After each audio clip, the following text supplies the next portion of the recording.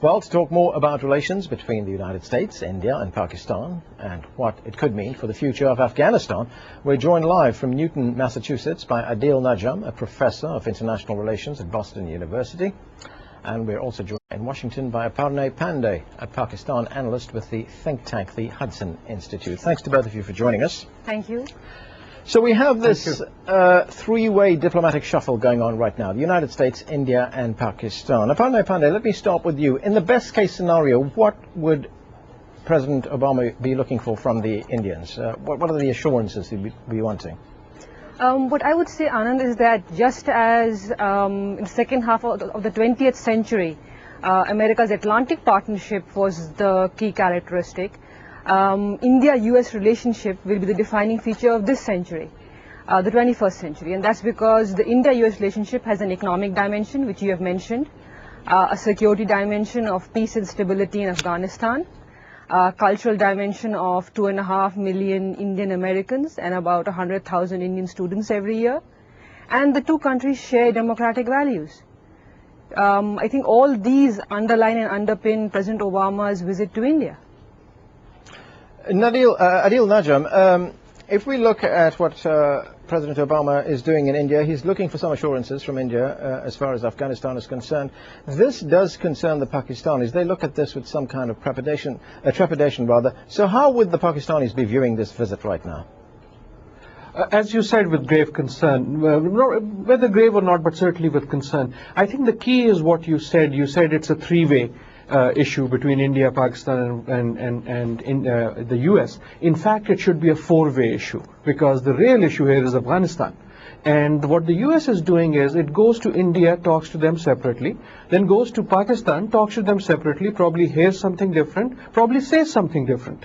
Then it talks separately to Mr. Karzai in Afghanistan and says something different, and that is where you have this mess. This is a common problem. The US is running a war in Afghanistan. The US is supposed to be an ally to Pakistan. Many Pakistanis don't feel so, but at least the US says so.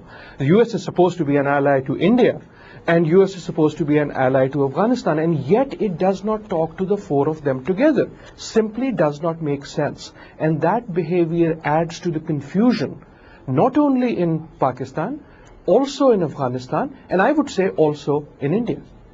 Aparna Pande, is the United States playing a double game here, saying one thing to Pakistan, another to India? I don't think it's a double game. I think the problem lies in history. The problem is the fact that Pakistan has been an older American ally, even though the relationship has been a seesaw relationship, up and down, love and hate. And then India and US have never been allies, especially during the Cold War. When India followed non-aligned policy, and they've become allies or started becoming allies only in the 1990s, and basically deepened in 2000 onwards. So it's a question of the fact that there are differing goals, differing aims on both sides, and that on the one side you have an older ally, on the other side you have an ally with whom you share a lot more in common, but you've never talked that often and talked about the key issues. I think that's where the problem lies. Adil Najam, when we look at what the United States is doing in India and also what it's doing in Pakistan, does it see Pakistan as simply a strategic partner, something that it needs for its own security interests on the one hand, and on the other hand sees India as more of an economic partner?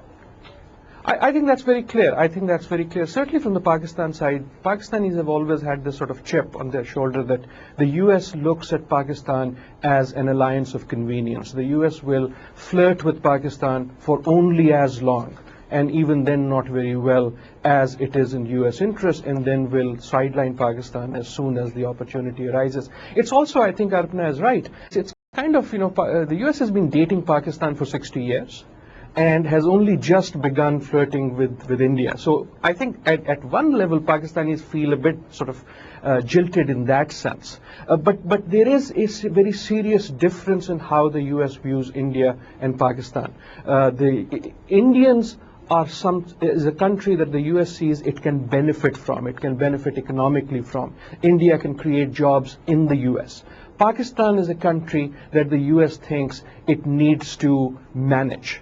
But in the middle of this, there are two other parties that I think need to be brought in. One, on the one hand, is Afghanistan, because that's really the key party which no one seems to be talking about and talking to. And the other is Kashmir. Unless you get both the Kashmir issue and the Afghanistan issue into a discussion that involves all the relevant parties, Okay, well, we're going to constantly... let me pick up on that last point, and Aparna Pande, you're going to get the last word on this. I'd like to just say 2 points. One, that the question of Afghanistan and Kashmir is important, but I think the main, the bottom line then is trust. India, Pakistan do not trust each other. And it's the trust deficit which is causing these problems. And secondly, just as Pakistan has a certain view towards the United States, US too, I mean, it's both sides. I mean, Pakistan also believed that US would help it against India all these years. So the way Pakistan viewed the US relationship was also skewed right from the beginning. Right. It's not just the American side. Okay, we're going to have to leave it there. Thanks to both of you for joining us. Thank you very much. And we are going to take